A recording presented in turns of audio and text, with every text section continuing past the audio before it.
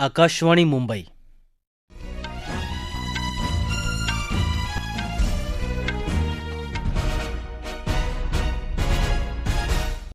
अभय धुमाळ राष्ट्रीय बातम्या देत आहे. ठळक बातम्या. विधानसभा निवडणुकांसाठी छत्तीसगडमध्ये अंदाजे 71% तर मिझोरममध्ये संध्याकाळी 5 वाजेपर्यंत 76%हून जास्त मतदान. संगीत उद्योगापुढचे प्रश्न सोडवण्यासाठी सर्व संबंधितांना एका छत्राखाली आणण्याची केंद्रीय उद्योगमंत्र्यांची घोषणा. जम्मू काश्मीरमध्ये कुपवाडा इथं छत्रपती शिवाजी महाराजांच्या पुतळ्याचं मुख्यमंत्री एकनाथ शिंदे यांच्या हस्ते अनावरण. मराठा आरक्षणाबाबत कुणीही नागरिकांमध्ये संभ्रम निर्माण करू नये असं मुख्यमंत्र्यांचं आवाहन.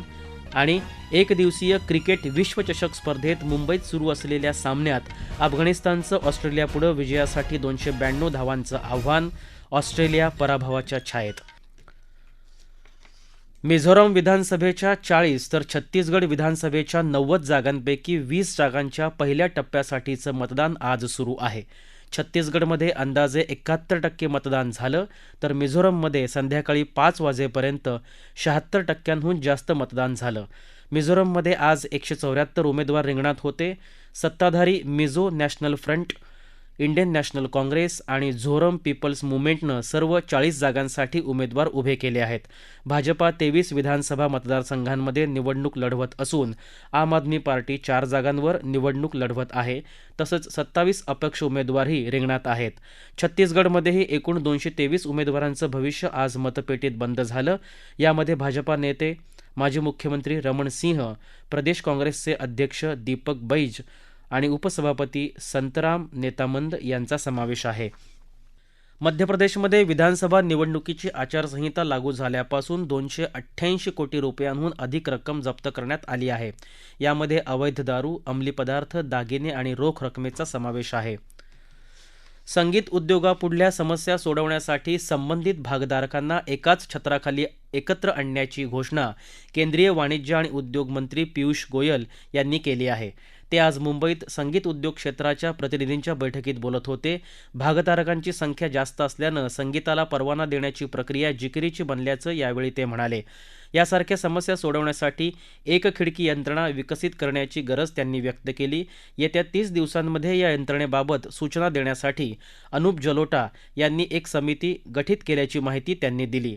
या समितीमध्ये संगीत उद्योगाशी संबंधित सर्व भागधारकांचे प्रतिनिधी असतील असं ते म्हणाले.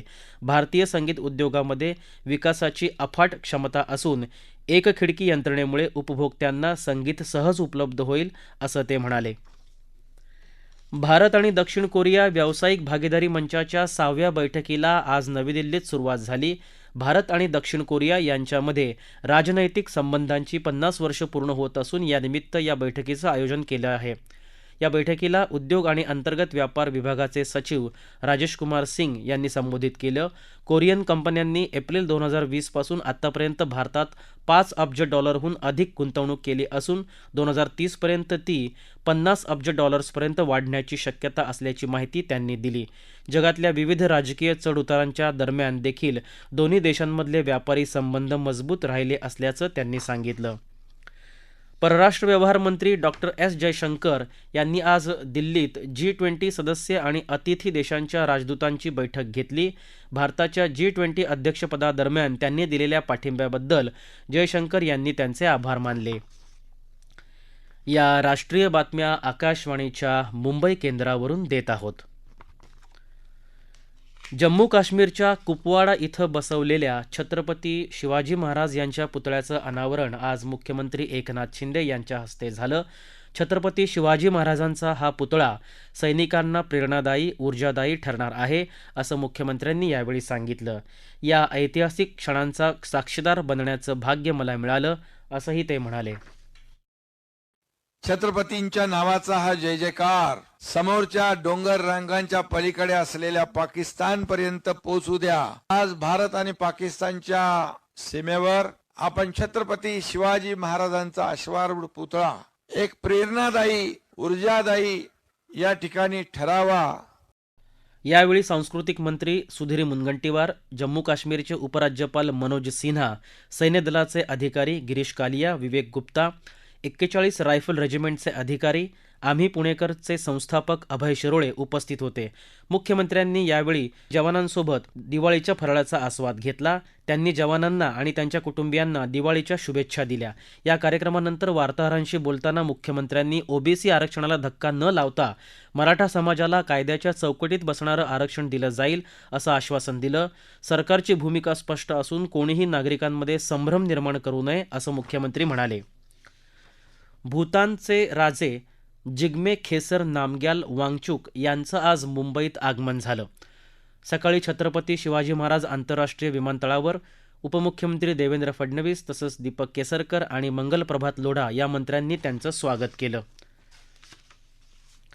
ब्रिटिश सत्तेच्या विरोधात सशस्त्र मोहीम छेडणारे अल्लुरी सीताराम राजू यांचा गौरवपूर्ण उल्लेख प्रधानमंत्री नरेंद्र मोदी यांनी गेल्या मन की बात कार्यक्रमात केला होता.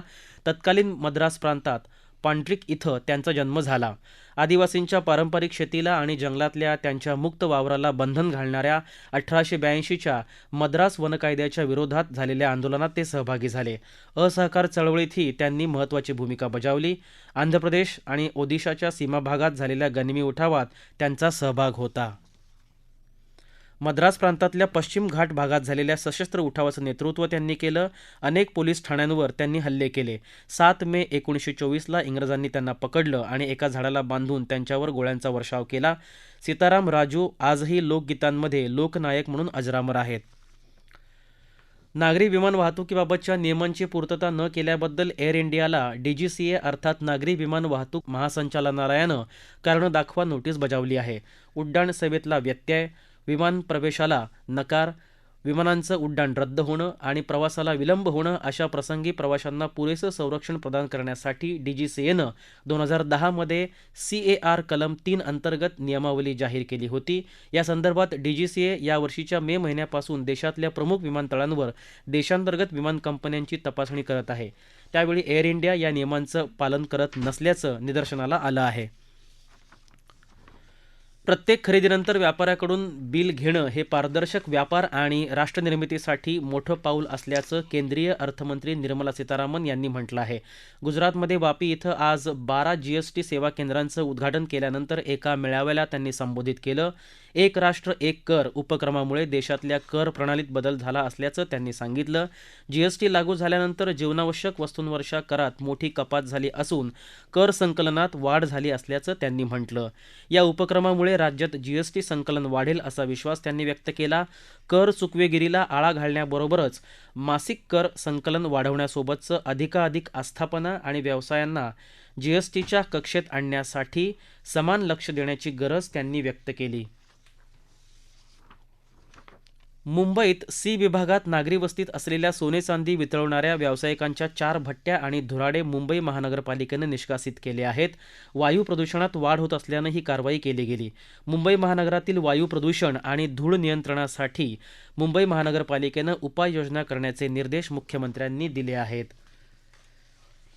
एकदिवसीय क्रिकेट विश्वचषक स्पर्धेत आज मुंबईत वानखेडे स्टेडियमवर सुरू असलेल्या सामन्यात अफगाणिस्ताननं ऑस्ट्रेलियापुढं विजयासाठी 292 धावांचं आव्हान ठेवलं आहे. अफगाणिस्ताननं नाणेफेक जिंकून प्रथम फलंदाजी करण्याचा निर्णय घेतला आणि निर्धारित 50 षटकात 5 गडी गमावून 291 धावा केल्या. इब्राहिम झाद्राननं नाबाद 129 धावा केल्या. रशीद खाननं नाबाद 35 धावांचं योगदान दिलं.